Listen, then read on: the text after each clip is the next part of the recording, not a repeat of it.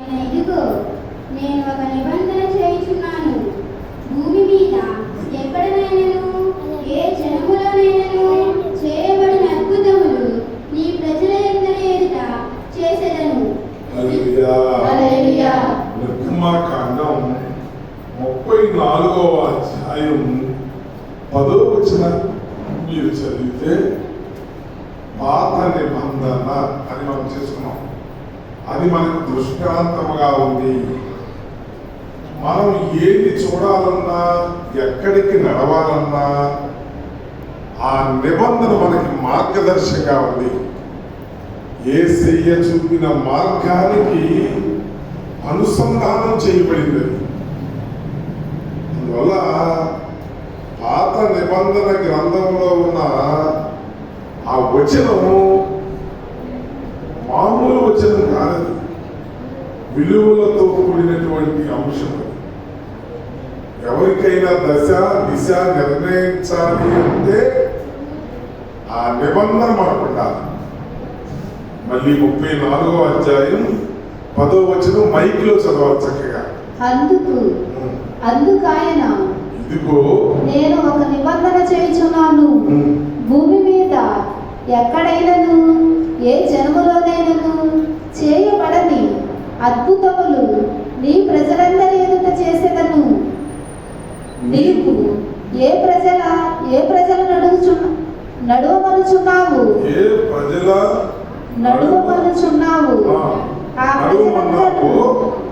ఆ ప్రజలందరూ యెహోవా కార్యములు చూచెదరు. నేను నీ ఎడల చేయబోవున్నది భయంకరమైనది.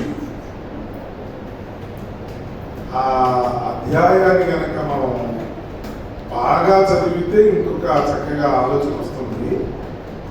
ఇది ఒక చరిత్ర పాఠం, బాగా గుర్తుంచుకోవాలి.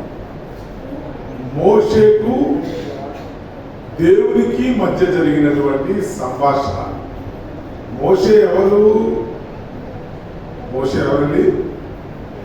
జాగ్రత్తగా వినకపోతే మీకు ఏ ఉపయోగం లేదు. మోషే ఎవరు అంటే ఐగుప్తు దేశంలో ఉన్న ప్రజలను నడిపించేవాడు. ఎక్కడికి? పాలు తేనెల ప్రవహించే దేశాన్ని. ఇప్పుడు దేవుడు మోషేతో మాట్లాడుతున్నాడు. ఎందుకని? ఈ ప్రజలు మంచి వాళ్ళు కాదు, లోపలనొల్లని ప్రజలు. వీరందరూ కూడా సరైన మార్గంలో నడిచే వాళ్ళు కాదు. అవసరం వచ్చినప్పుడే దేవుడా అనేవాడు. అవసరం లేకపోతే దేవుడు ఆయన ఆలోచన వారికి కలగనే కలగదు. ఈ 34వ అధ్యాయం అంటున్నాడు, నేను ఒక నిబంధన చేస్తున్నా. పోయిన ఉపవాస గురింపులో మనం మాట్లాడుతున్న ప్రసంగానికి తరువాయిదంతా. నేను ఒక నిబంధన చేస్తున్నా. ఆ నిబంధన ఏంటంటే, ఎవరైతే నన్ను స్తుతిస్తూ ఉంటారో, ఎవరైతే నా ప్రార్థన చేస్తారో, ఎవరైతే నా మాట వింటారో వాళ్ళను నేను ఈ భూమి మీద ఉన్న ప్రజలందరికంటే ఉన్నతంగా నిలబెడతాను. గట్టిగా చేతులు చెప్పండి. హల్లెలూయా, హల్లెలూయా. అంటే నేను ఈ భూమి మీద ఉన్న ప్రజలందరికీ నేను చెప్పేది అర్థం కాదు. ఎవరు వింటున్నారా కదా? ఈ భూమి మీద ఉన్న ప్రజలందరికీ నేను చెప్పేది అర్థం కాదు. మరి ఎంతమందికి అర్థమవుతుంది? ఇదిగో నేను ఎన్నుకున్నానే, బానిసత్వంలో మగ్గిపోయి కష్టపడి ప్రభువా ప్రభువా నిలబడిస్తున్నారే, వీళ్ళు నడిపిస్తున్నావు కదా, వీళ్ళు మారతారని ఐగుప్తు దేశంలో ఉన్నప్పుడు నేను నిన్ను పంపించాను. వాళ్ళకి ఎన్నో రకాలైన చూపించాను. మధ్యలో నడుస్తూ ఉన్నప్పుడు, దాహమైనప్పుడు బండను కొడితే నీళ్ళు వస్తాయని వాళ్ళు కళ్ళారా చూచారు. ఆ బండలో ఉన్న నీళ్లు తాగారు, నన్ను స్తుతిస్తారు అనుకున్నాను నేను. ఆహారం ఆకాశం నుంచి చక్కగా మన్నాను కురిపిస్తే వాళ్ళు తిన్నారు, మధురంగా ఉందని చెప్పారు, స్తుతించారు. 4 రోజుల తర్వాత ఆయన కురిపించిన మన్నా అంత బాగోలేదన్నారు. ఈరోజు కూడా మన జీవితాల్లో అంతే. ఆత్మీయ జీవితాల్లో 10 రోజులు బాగుండి 11వ రోజు బాగోకపోతే 10 రోజులు బాగున్న దాన్ని మర్చిపోయి కృతజ్ఞత లేని వాళ్ళుగా తయారవుతున్నాం. అవునా కాదంట? జీవితంలో ఎన్నో రోజులు మనకు మేలు చేశాడు దేవుడు, మన కనికరించాడు, మన కన్నీరు తుడిచాడు. అలాంటి దేవుణ్ణి 11వ రోజు కష్టం రాగానే ఏం చేస్తున్నామండి? మర్చిపోతున్నాం. అందుకే దేవుడు ఏం చెప్తున్నాడంటే, ఎవరైతే నా మాటలు విని దాని ప్రకారం నడుస్తారో, నాకు వేరై ఉండకుండా నాలో అంటుగట్టబడతారో, ఎవరు నా యందు ఉంటారో వారు ఫలించటానికి నేను చేసే నిబంధన. ఆమేన్. అందువల్ల ఆయన ఏమన్నాడంటే, ఇంతమంది ప్రజలు నేను ఎందుకు అనుకోలేదో తెలుసా?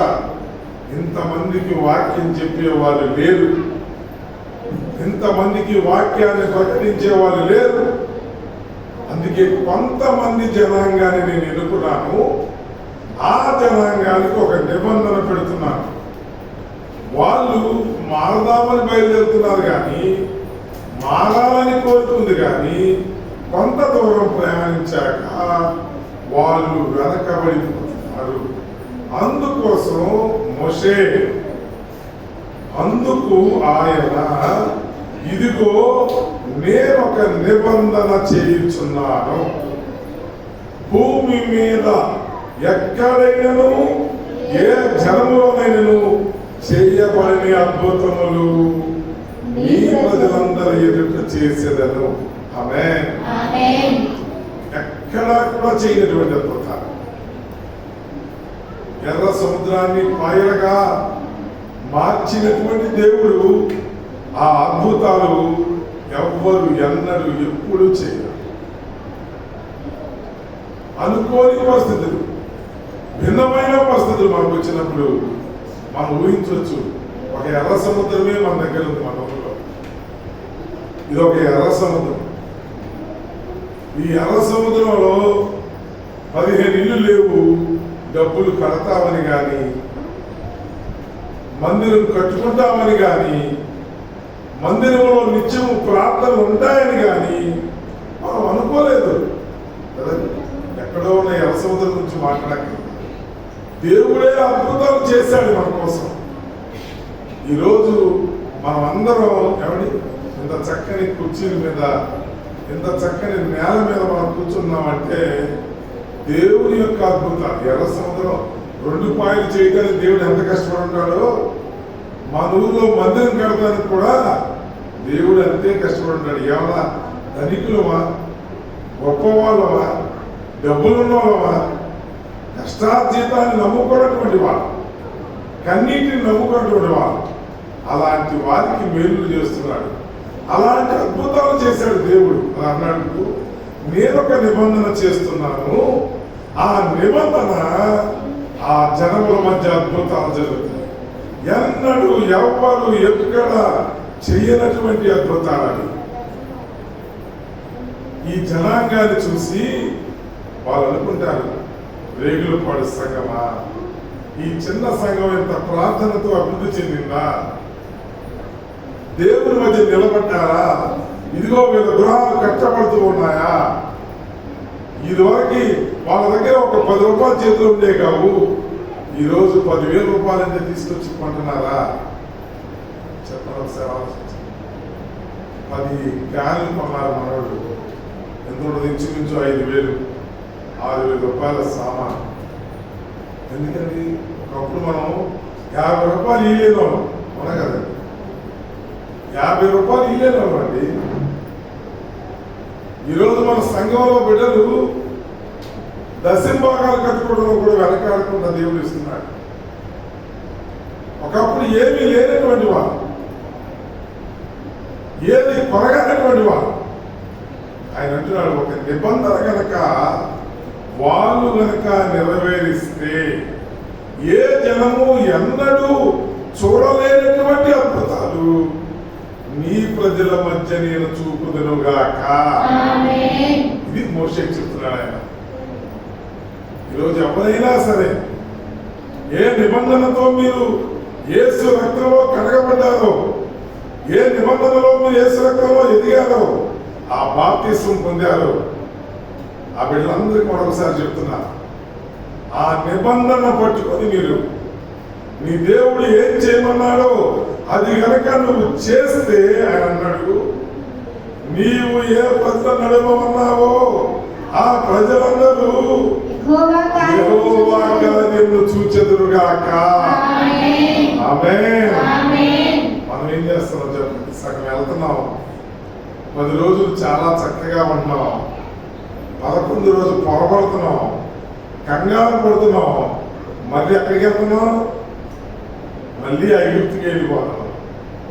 ఎక్కడికో బయలుదేరుతున్నాం మనం ఐగుప్తు దేశం నుంచి.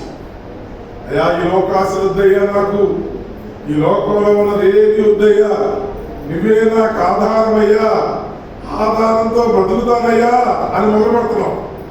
తీర్మానం నిబంధన బాగానే ఉంటుంది మన అందరికీ. నిబంధన చేసుకున్నప్పుడు ఎవరిని ఏమనుకుంటాయా, ధైర్యాన్ని కలిగి ఉండాలయ్యా, ప్రార్థన చేయాలయ్యా, అయ్యా రాత్రి పగలు విడవక ప్రార్థన చేసుకుంటానయ్యా అని మొదలు పెడతాం. కొన్ని పనులు రాగానే ప్రార్థనని పక్కన పెట్టేస్తాం. అంటే నువ్వు నిబంధనలు వెళ్తున్నావు, యెహోవా అద్భుత కార్యాలు చేయాలని, ఏ జనము చూడనటువంటి కార్యాలు చెయ్యాలని ఆయన నీ ముందు ఎంతో ఆశపడుతున్నాడు. కానీ నువ్వేం చేస్తున్నావు? నిబంధనలు మీరుతున్నావు. పౌలు గారు చక్కని మాట అంటారు. ఆ మాట బహుశా హెబ్రీయులకు రాసిన పత్రిక అది హెబ్రీయులకు రాసిన పత్రికలో 8వ అధ్యాయం 9వ వచనంలో పౌలు గారు అంటారు. హెబ్రీయులకు రాసిన పత్రిక 8వ అధ్యాయం 9వ వచనం ఉందా? అది నేను ఐగుప్తు దేశములో నుండి వీరి పితరులను వెలుపలికి రప్పించుటకై వారిని చెయ్యి పట్టుకొనినది దినమున వారితో నేను చేసిన నిబంధన వంటిది కాదు. ఏమనగా వారు నా నిబంధనలు నిలవలేదు గనుక నేను వారిని అలక్ష్యము చేసేదనని ప్రభు చెప్పుచున్నాడు. లాస్ట్ లైన్ లో అందరూ నేను చదవనప్పుడు వాళ్ళు చదవలేదు, నిన్ను ఎందుకు అలక్ష్యం చేస్తున్నాడంట దేవుడు. వింటున్నారా అందరూ? మిమ్మల్ని ఎందుకు అలక్ష్యం చేస్తున్నాడంటే నిర్లక్ష్యం చేస్తున్నాడు. నువ్వు పెట్టిన మొర ఎందుకు ఆలకించట్లేదు దేవుడు? లాస్ట్ లైన్ చదువుతా జాగ్రత్తగా. ఏమనగా వారు నా నిబంధనలో నిలవలేదు. ఏమన్నా జాగ్రత్తగా వినాలమ్మా. వారు ఏమనగా వారు నా నిబంధనలు నిలవలేదు కనుక నేను వారిని అలక్ష్యం చేసేదనని ప్రభు చెప్పుచున్నాడు. ఎంతకాలం నువ్వు ప్రార్థన చేస్తే దేవుడిని మొర ఆలకించబడడం ఏంటండి? కాబట్టి స్టీఫెన్ గారు ఇప్పుడు ఆ స్టీఫెన్ డ్రైవర్ పెట్టుకున్నాను. వాళ్ళ డ్రైవర్ రోజు వచ్చి ఆయన చెప్పిన పనంతా చేస్తున్నారు. ఒకరోజు వాళ్ళ డ్రైవర్ అక్కడెక్కడ పడిపోయి ఫోన్ చేశాడు. అప్పుడు స్టీఫెన్ గారు ఏమన్నాడు? నాన్న నేను నేను రాను, ఇప్పుడు నా టైంలో అంటారా? మేఘాల మీద చెయ్యి కడుక్కొని పోయినా, అయ్యో నా కోసం ఎంతగా శ్రమించిన వాడు అని చెప్పి ఏం చేస్తారండి? పరుగులా అలక్ష్యం చేస్తాడంటారా? అలక్ష్యం చేయ. మన చుట్టాలే ఎవరో అనారోగ్యంతో పడిపోయారు, మనకు కబురు వచ్చింది, ఆలోచిస్తాం ఏమని? మన తోడ పుట్టిన వాడైతే కళ్ళంట నీళ్లు తిరిగిపోయి ఏమండి పరిగెడతా ఉంటాం. ఎందుకని ఎంత మేలు చేశాడు, ఇలా మేలు చేసిన వ్యక్తి మంచం మీదకి వెళ్ళాడా అంటే ఉంటాం. ఎందుకని అలక్ష్యం చెయ్యం. కొన్ని కబుర్లు వచ్చినప్పుడు అలక్ష్యం చెయ్యమని ఎంత కష్టమున్నా వెళ్తాం. ఇప్పుడు ప్రభువు మనకు ఒక నిబంధన ఇచ్చి ఈ భూమి మీద ఉంచాడు. మరి నువ్వు నిబంధన ఏం చేస్తున్నావు చెప్పండి? నిబంధన ఏం చేస్తున్నావు? తొక్కి పారేస్తున్నావు కదా. దేవుడు చెప్పిన నిబంధన ఏం చేస్తున్నావు? మీరిపోతున్నావా? అందువల్ల ఏమన్నాడు? ఏమనగా చదవండి, వారు నా నిబంధనలో నిలవలేదు.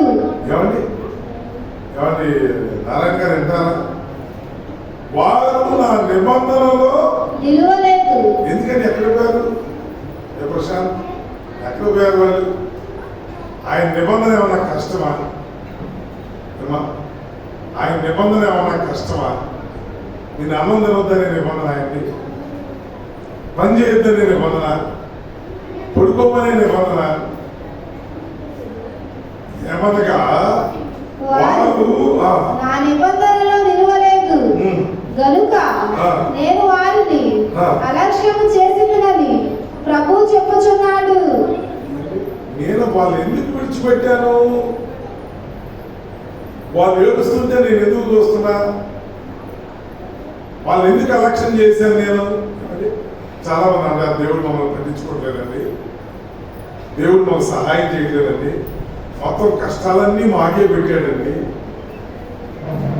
మొత్తం పరిస్థితులన్నీ మమ్మల్ని ఇబ్బంది పెట్టాడండి అంటారు. మొదట నీ సంగతిలో చూసుకో. నువ్వు దేవునికి ఇవ్వవలసిన దాన్ని ఇచ్చావా? దేవునికి చెప్పిన నిబంధన ప్రకారం చేశావా? ఆ నిబంధన నువ్వు ఉల్లంఘించావు. అందుకే అన్నాడు దేవుడు, నేను వారిని అలక్ష్యము చేశాను, నేను వారి ప్రార్థన ఆలకించడం లేదు. కారణం ఏంటంటే ఒక నిబంధనతో వచ్చాడండి. యేసు రక్తంలో బాప్తిసం పొందిన తర్వాత నేను నిబంధన మేలను అని ప్రమాణం చేసుకున్నాడు. శిలువ రక్తాన్ని నుదుటపై చేసుకున్నాడు. కానీ ఏమైపోయాడు? నిబంధన మీద కదండి, నిబంధన మీద. మన అబ్బాయి అంటున్నాడు, ఆవిడ వాళ్ళ అమ్మగారింటికి వెళ్ళినాడు. వాళ్ళ అమ్మగారింటికి ఉండాలి కదా. ఆమె ఎక్కడికి వెళ్ళిందంటే వాళ్ళ బాబాయ్ ఇంటికి వెళ్ళింది, వేరే ఊళ్ళో. వీడు వాళ్ళ అమ్మగారింటికి వెళ్ళగానే ఆమె కనిపించాల. ఏమన్నా తెలుసా? అయ్యా, నా భార్య చెప్పిన మాట వినలేదు, అందుకు ఆమెకి నాకు సంబంధం లేదు అన్నాడు. కళాఖండిగా చెప్పేస్తున్నాడు. అదేంటి? నాకు చెప్పింది వాళ్ళ అమ్మగారింటికి వెళ్తానని. వాళ్ళ బాబాయ్ ఇంటికి ఎవరు వెళ్ళమన్నారయ్యా? నేను చెప్పానా? నన్ను అడిగిందా అంటే ఆయన ఉద్దేశం ఏంటంటే నిబంధన మీరిపోయింది. నిబంధన మీరంగానే వస్తుంది తెలుసా? వాళ్ళ బాబాయ్ ఇంటికి వెళ్ళాక ఆమె టైఫాయిడ్ వచ్చింది. వాళ్ళు ఎవరో ఫోన్ చేశారు, ఏమిటి మీ ఆవిడ టైఫాయిడ్ వచ్చింది. నేను ఎక్కడికి వెళ్ళమన్నా? అమ్మగారింటికి వెళ్ళమన్నా. బాబాయ్ ఇంటికి ఎందుకు వెళ్ళింది? టైఫాయిడ్ వచ్చింది కానీ నాకు సంబంధం లేదు, వాళ్ళే బాగు చేసుకుని తీసుకురాడు. అలక్ష్యం చేస్తున్నాడు. చాలా ప్రేమ కలిగిన వాడు, భార్యని పువ్వుల్లో కూడా చూసుకునేవాడు. నిబంధన మేరంగానే ఏం చేసేటప్పుడు అలక్ష్యం చేసేది. వాళ్ళమ్మ చాలా భక్తి కొరాలి. అయ్యా మీరు చెప్తే వింటదయ్యా, మీరు వింటాడయ్యా, మీరు చెప్పండి అన్నది. నాకు ఆ కేసు దాకా బాధ అనిపించింది. నిబంధన మీరిపోయిందా? భర్తకు ఒక మాట చెప్పడానికి ఏ ప్రాబ్లం ఆమెకి? అది ఇప్పుడు జరిగిన సంఘటన అయితే అనుభవించిన 10 ఏళ్ల క్రితం ఎంత ఫోన్లు లేవు. అప్పుడు ఎవరో ఇంటికాడ ఉండే సెల్ ఫోన్ కూడా 10 సంవత్సరాల క్రితం అందరి దగ్గర ఫోన్ ఉంది. ఇప్పుడు మన దగ్గర ఫోన్ చేస్తే 30 ఫోన్లు ఉంటాయి. మొత్తం మన ఊళ్ళో 30 ఫోన్లు ఉంటాయి. అప్పుడు ఎక్కడ తెచ్చినాయి ఫోన్లు? ఒకటెక్కడో ఉండేది. వాళ్ళకి అంత ఫోన్లునే కాదు. పాపం వాళ్ళ బాబాయి ఎందుకో మరి, బాబాయ్ అంటే ఇంక సమానం కదండి. ఇప్పుడు మా అన్నయ్య కూతురు అంటే నాకు ఎంత ఇష్టం ఉంటుంది, మా అన్నయ్య కూతురు అంటే నాకు ఎంత ఇష్టం ఉంటుంది. మన తల్లి కంటే కూడా నేను ఎక్కువగా అమ్మాయినే ప్రేమిస్తాను. నా అకౌంట్లో అన్నిటికీ మా అన్నయ్య అమ్మాయి పేరే ఉంటుంది. అంత ప్రేమ ఉంటుంది నాకు నిజంగా. ఎందుకని మా ఇంట్లో పుట్టిన పెద్ద కూతురు అవ్వడం వల్ల, నేను ఎత్తుకోవడం వల్ల, మన పుట్టిన పిల్లడు కూడా నాకు ఇష్టమే, బాగా ఇష్టం. అసలు ఇవాళ దోకరంటే దూకేటట్టున్నాను ఇప్పుడు. ఎందుకని ప్రేమ. మరి అలాంటి బాబాయ్ పిలిచినప్పుడు రాకుండా ఉంటుందా? వస్తుంది. కానీ బాబాయ్ ఇంటికి వెళ్ళేటప్పుడు ఆమె నిబంధన మేరకూడదు, ఈ చట్టాన్ని మేరకూడదని ఎవరు. నీ పనులు ఉన్నాయి, నీకు అవసరాలు ఉన్నాయి, నాకు అన్ని అవసరాలు కదా అని చెప్పి దేవుని నిబంధన మేరకూడదు. ఆయన చెప్పకుండా వెళ్ళకూడదు. 10 సార్లు ఆ పని చేయకూడదు. తల్లి వచ్చి చాలా బాధపడింది నాకు. నేను 10 సంవత్సరాల ముందు మీకు తెలుసుగా, నాకు అంత పెద్ద నాలెడ్జ్ లేదు. వాడికి చెప్తే వాడు ఏమంటాడని నా భయం. సరే వాడిని పిలిచాను. మీ అమ్మాయితో బాధపడింది, పోయి మీ ఆవిడకి సార్ అలా ఒక మాట మీరు చెప్పండి అన్న, ఒక్క మాట మీరు చెప్పండి అన్న అన్నాడు. ఏంట్రా అన్న? వాడు అసలు ఆ పదం వాడేది నాకు గుర్తుంది. మాట తప్పిందన్నా, మాట తప్పిందన్నా. ఎందుకు వెళ్ళిందన్నా? నేను మాట్లాడే సమయంలో వాళ్ళ అమ్మ కూడా వచ్చిందయ్యా. వాళ్ళ బాబాయి ఆమెని భుజాల మీద, గుండెల మీద ఇచ్చాడయ్యా. మన పెళ్లికి కూడా సగం గంట బాబాయ్ ఇచ్చాడయ్యా. సారి ఇదంతా వాళ్ళ బాబాయ్ ఇచ్చాడయ్యా. మరి స్వతంత్రత ముందుగా నా ఉద్దేశంతో ఎల్లుండదయ్యా. వాళ్ళైనా వాళ్ళ బాబాయిలైనా ఒకటే, తేడా లేదయ్యా. వీడు కొంచెం తేడాగా కనపడుతున్నాడు, వీడు కొద్దిగా చెప్పయ్యా అని చెప్తే నేను చెప్పాను. వాడికి నేను ఏం చెప్పాలో నాకు అర్థం కాక వాడు చెప్పాను, అరే నువ్వు ప్రార్థన చేసుకో, నీకు వెళ్ళాలంటే వెళ్ళు, లేదా మానేరా. పాపం నా ముందే కళ్ళు మూసుకున్నాడు. నేను ప్రార్థన చేశా. నేను తర్వాత మళ్ళీ అమ్మనితో వాడు వెళ్ళిపోయాడు. దేవుడు మహిమపరచునుగాక. ఎందుకంటే దేవుడే అవకాశం ఇవ్వాలి. ఎందుకు అలక్ష్యం చేస్తున్నాడంట? నిబంధన మీరిపోయింది, నిబంధన మీరిపోయింది. ఈ లోకంలో భౌతికంగా ఉన్న ఒక భార్య ఒక్క మాట చెప్పకపోతే మనం ఎంత బాధపడుతున్నాం. మన దేవుడు మనకు భర్త ఉన్నాడు కదా, ఆయనకి చెప్పకుండా ఎన్నిసార్లు నిబంధనలు మేస్తున్నాం కూర్చుని. నీకు ఆయుష్ ఇచ్చి, ఆరోగ్యం ఇచ్చి, అవకాశం ఇచ్చి బ్రతకమని చెప్తే నువ్వు నిబంధన మీరిపోతూ ఉంటే నేను ఎన్నిసార్లు ఆయన క్షమిస్తాడు. అది అంటున్నాడు పౌలు గారు చెప్తున్నాడు. ఆ మాట చూడదు ఏమనగా, వారు నా నిబంధనలో నిలవలేదు కనుక నేను వారిని అలక్ష్యము చేసినని ప్రభువు చెప్పుచున్నాడు. నేను ఎందుకు అలక్ష్యం చేస్తున్నానంటే ఆ బిడ్డల్ని, వారు నా నిబంధన మీరిపోతున్నారు. ఎప్పుడు చూసినా సరే ఏదో ఒక సాగు చెప్తారు. ప్రతిరోజు ప్రార్థన చెప్తుంటే ఏదో ఒక సాగు చెప్పి దేవుడిని దూరం పెట్టుకున్నారు. పాటలు పాడమని ఎన్ని సంవత్సరాలు అవకాశం ఇచ్చాను, పాటలు నేర్చుకోలేదు. వాక్యం చదవమని ఎన్నిసార్లు అవకాశం ఇచ్చాను, వాక్యం నేర్చుకోలేదు. ప్రార్థన చేయమంటే ప్రార్థన చేయాలి.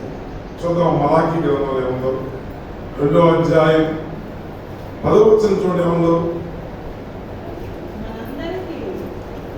మనందరికీ తండ్రి ఒక్కడే కదా, ఒక్క దేవుడే మనం సృష్టించలేదా? ఇలాగుండగా ఒకరి ఎడల ఒకరము ద్రోహము చేయొచ్చు. మన పితరులతో చేయబడిన నిబంధనను మనం ఎందుకు తృణీకరించుచున్నాము? మన పితరులతో ఒక నిబంధన చేశాడు దేవుడు, నిన్ను వలే నీ పొరుగు వారిని ప్రేమించు అని, ఒకరినొకరు ప్రేమ కలిగి ఉండండి అని. ఆ నిబంధనను దూరం చేసుకుంటూ బ్రతుకుతున్నాం. ఇంకా కక్షలు, ఇంకా అసూయలు, ఇంకా ఒకరి మీద ఒకరు ద్రోహం చేసుకునే బుద్ధి. వింటున్నారా వింటలేదా? ఈ నిబంధన మనం మీరేమా లేదా చెప్పండి. ఎంతమంది మనకు శత్రువులు లేరు చేతులందరినీ? మాకు ఎవరు శత్రువులు లేదండి, అందరూ మిత్రులను మన చేతులంతా ఉన్నారా? ఎవరు మాకు శత్రువులు లేరండి, అసలు అందరూ మాకు మిత్రులే. ఎవరితో శత్రుత్వం పెట్టుకోలేదు మన చేతులంతా. మరి నిబంధన మీరిన వాళ్ళమేగా మనం అందరం, చెప్పండి. మనం అందరం నిబంధన మీరిన వాళ్ళమే. ఎందుకని? ఇంకా పక్క వాళ్ళతో మాట్లాడకుండా, ఇంకా పొరుగు వాళ్ళతో మాట్లాడకుండా ప్రతి ఒక్కళ్ళు మనల్ని శత్రువులుగానే బాధిస్తూ ఉన్నాం. పలానా వాడు నా మాట్లాడలేదు కాబట్టి వాడు పలకరిస్తే నేను మాట్లాడను. మొన్న వాడి పెళ్లికి రాలేదు కాబట్టి నేను వాడి పెళ్లికి చెప్తే వెళ్ళను. మన మా నాన్న చనిపోయినప్పుడు నన్ను పలకరించలేదు కాబట్టి నేను మా అమ్మ చనిపోతే పలకరించను. ఇదేగా నిబంధన ఉంది. అదేనా కదా? మనకు అదేగా. మనం కోరేసిన వాళ్ళకే మనం కోరేద్దాం, మనకు అన్నం పెట్టిన వాళ్ళకే మనం అన్నం పెడదాం. ఈ నిబంధన వాళ్ళు తృణీకరిస్తూ ఉన్నారు. ఆ నిబంధనలో మగ్గైపోయారు. చూడసలుతున్నాను, మన పితరులతో చేయబడిన నిబంధనను మనం ఎందుకు తృణీకరించుచున్నాము? ఎందుకు ఎందుకు ఎందుకు తృణీకరిస్తున్నాం చెప్తున్నారు కదా దేవుడు. నీ పొరుగు వారిని ప్రేమించడమే క్రైస్తత్వం, నీ శత్రువుని ప్రేమించడమే క్రైస్తత్వం, నీ శత్రువుకి అనుకువగా ఉండటమే క్రైస్తత్వం. ఎన్నిసార్లు బోధించినా కూడా ఏమండి మన పక్కలో ఎప్పుడు ఏదో ఒక బలి ఉంటానే ఉంది. ఏంటయ్యా బలి అంటే? నేను వాళ్ళతో మాట్లాడను, వీళ్ళతో మాట్లాడను, వాళ్ళ గురించి ఉండను, వీళ్ళ గురించి ఉండను. నేను ఎంతైనా సరే నా అడుగు మన ఇంట్లో పెట్టను. చక్కగా వస్తున్నాడు ఇక్కడ. ఒకరి ఎడల ఒకరు ద్రోహము చేయొచ్చు, మన పితరులతో చేయబడిన నిబంధనను మనం ఎందుకు తృణీకరిస్తున్నాం? మోషేతో చెప్తున్నాడు, ఎవరైనా ఈ నిబంధన కలిగి ఉంటే, 34వ అధ్యాయం నిర్మాకాండలో ఏముంది? మరి ఎవరైనా ఈ నిబంధన కలిగి ఉంటే ఈ భూమి మీద ఉన్న ప్రజలు ఎవరు చూడలేనటువంటి అద్భుతాలు మీ బిడ్డల మధ్య నేను చేసేదను కాక. మరి క్రైస్తవులుగా ఉంటున్నాం కానీ, క్రీస్తు బాటలో నడుస్తున్నాం కానీ, ప్రార్థనలో ఉంటున్నాం కానీ ఏ మాత్రం కూడా వాక్యం ఇట్లేదు. మనం ఏ మాత్రం వాక్యం ప్రకారం నడవట్లా. ఇంకొక వచనం చదివించి ముగించేద్దాం. ఇంకా ఈ గ్రంథంలో 2వ అధ్యాయం 5వ వచనం చదువుకునే ఉందో. 2వ అధ్యాయం 5వ వచనం, మీరు ఐగుప్తు దేశంలో నుండి వచ్చినప్పుడు నేను మీతో చేసిన నిబంధన జ్ఞాపకము చేసుకోండి. నా ఆత్మ మీ మధ్య ఉన్నది గనుక భయపడకుడి. నిబంధన చేశాము అండి. వాళ్ళ ఇంటికి ఎలా మాట్లాడాలండి? నేను చేతను అనుకుంటాడు. నేను వాళ్ళ ఇంటికి ఎలా మాట్లాడాలండి? కాబట్టి వినాలి, జాగ్రత్త వినాలి, వినాలి. నేను వాళ్ళ ఇంటికి వెళ్ళి ఎలా మాట్లాడాలని నన్ను చేతను అనుకుంటాడు. మా అక్కతో నేను మాట్లాడండి, దానికంటే నా తక్కువ, మా ఆయన తక్కువ అంటుందో కావా? ఏమో మీ ఆయన తక్కువ పోవడానికి మీ అక్క సంబంధం ఏంటంటే, వాళ్ళ అక్క ఏమో ముందు బిల్డింగ్ కట్టిందంట. వాళ్ళు బిల్డింగ్ కట్టినప్పుడు ఎంతో ఇచ్చిపోయారండి. నేను ఇంట్లో కూడా నన్ను కూర్చోమనలేదు, దానికంటే బ్రహ్మాండమైన బిల్డింగ్ కట్టానండి. దాని పక్కకి ఎందుకు వెళ్ళాలేను అంటుందా? ఎవరు వస్తున్నారు? ఒకే తల్లిని కడుపున పుట్టినటువంటి అక్క చెల్లెళ్ళు ఒకరి మేలు ఒకరు వాడలేని పరిస్థితిలో ఉన్నారు. ఒకరి పట్ల ఒకరు కనికరం లేని పరిస్థితిలో ఉన్నారు. ఆయన అంటున్నాడు, మీరు ఐగుప్తు దేశంలో వచ్చినప్పుడు నేను మీతో చేసిన నిబంధన జ్ఞాపకం చేసుకోండి. నా ఆత్మ మీ మధ్య ఉన్నది కనుక భయపడకుడి. ఎవరినో వెళ్ళి బతులాడితే నువ్వు చేతగాను అనుకుంటానని, చేతగాని దాని అనుకుంటానని, తగ్గిపోతే నిన్ను శోకం చేస్తానని భయపడదు. దేవుడిచ్చిన నిబంధనలు గైకో. దేవుని నిబంధన గైకుంటే ఆయన ఏమన్నా వేసుకోరు, నాకు వేరే ఇంటి మీరేమి చేయండి, నాతో అంటు కట్టబడితే, నాతో కనుక నువ్వు ఉంటే నువ్వేం చేయాలో అది చెయ్యి, ఏం బాధ. నాకు వేరే ఇంటి నువ్వేం చేయలేవు. నా నిబంధనను నువ్వు గైకో, నువ్వు భయపడద్దు. నేను మీ మధ్యలో ఉన్నా. చేతగానంలో పనికిమాలలో ఎవరో అనుకున్నారు నువ్వు భయపడుతున్నావేమో. ఒకవేళ నువ్వు తగ్గించుకుంటే మోషే ఏం చెప్తున్నాడు, నా జనుల మధ్య మిమ్మల్ని అద్భుతమైన వాళ్ళగా చేస్తా. ఏ సంఘం అయితే తృణీకరించబడిందో, ఏ సంఘం అయితే దేవునికి దూరంగా ఉందని చెప్పబడిందో, ఆ సంఘమే అనేక సంఘాలకు తల్లి సంఘముగా మారునుగాక. ప్రియ సహోదరి సహోదరులారా, మోషే పిలుచుంటున్నాడు, నేను కొద్ది మంది జనంగానే ఎన్నుకున్నాను, కొంతమంది మధ్య నేనున్నాను. వాళ్ళందరికీ చెప్పు, నా నిబంధన గైకొనమని. నా నిబంధనే కనుక గైకొంటే వాళ్ళని తిరుగులేని వాళ్ళగా చేస్తా. అందరూ చూసి అనుకుంటారు, అబ్బా వీళ్ళ ఇన్ని కష్టాల్లో కూడా నిలబడ్డారా, ఇన్ని వేదనలో కూడా నిలబడ్డారా, ఇన్ని భయంకరమైన సంగతుల్లో కూడా నిలబడ్డారా, వీళ్ళ దేవుడు ఎంత గొప్పవాడు, వీళ్ళ పూజించుతున్న దేవుడు ఎంత గొప్పవాడు అని నిజమే అని ఒప్పుకుంటారు. అందుకేమన్నారు, జీవము గల దేవుణ్ణి సేవిస్తున్న ఓ దానియేలు, నీ దేవుడు నిజంగా జీవము కలిగిన వాడే. ఎందుకని సింహాల బోనులోనైనా సరే, సింహాల బోనులోనైనా సరే దేవుని నిబంధన గైకొని ప్రార్థన చేయటమే నేర్చుకున్నాడు దానియేలు.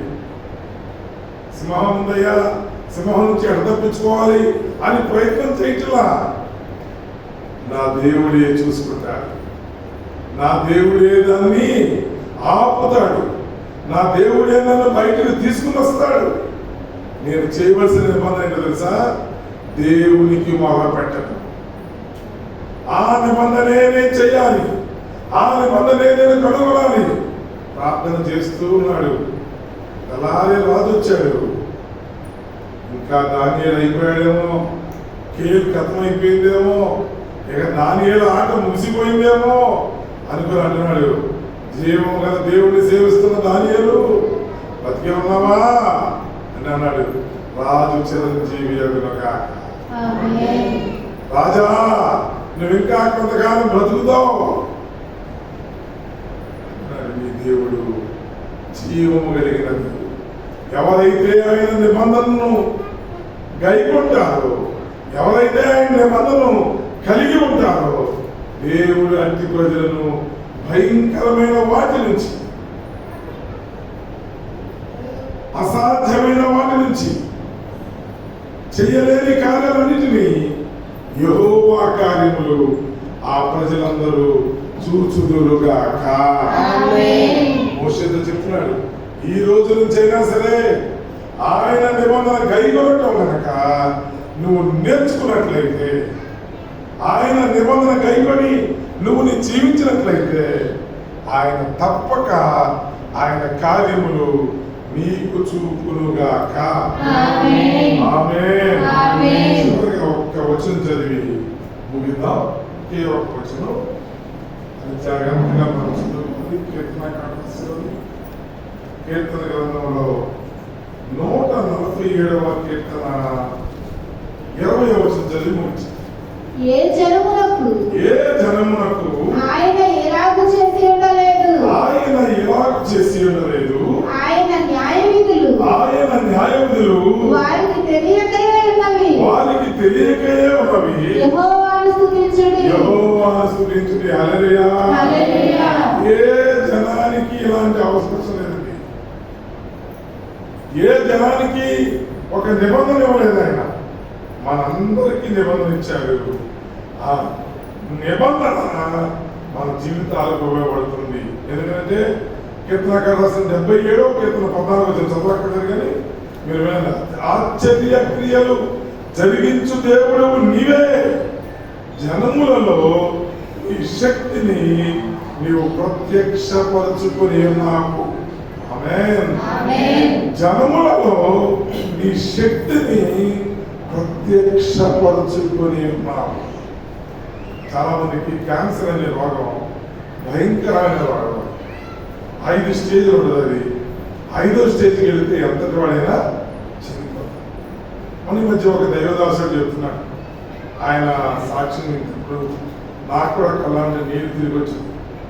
ఎక్కడో మారుమూల ప్రాంతంలో సేవ చేస్తున్నాడు. సేవ తప్ప ఇంకోటి ఏ పని లేదు. ఆయన ఎంత గొప్ప సేవకుడు అంటే ఎటువంటి వ్యాపారాలు చేయట్లా, సేవ చేసి ఎక్కడికి వాడు సేవే అనే పద్ధతి. సేవనే నమ్ముకున్నాడు. ఎందుకంటే తన క్యాన్సర్ ఫస్ట్ స్టేజ్లో ఉన్నప్పుడు దేవుడు అతన్ని తాకినట్టుగా అనిపించిందట. ఆయన ఇక దేవునికి అర్పించుకున్నాడు. ఎక్కడోసారి సేవ చేయాలని ఆయనకున్న భార్య పిల్లలను తీసుకొని వెళ్ళిపోయాడు. చాలా భద్రాచలం ఆ ప్రాంతాల్లో అడవుల్లో చేస్తారు సేవ.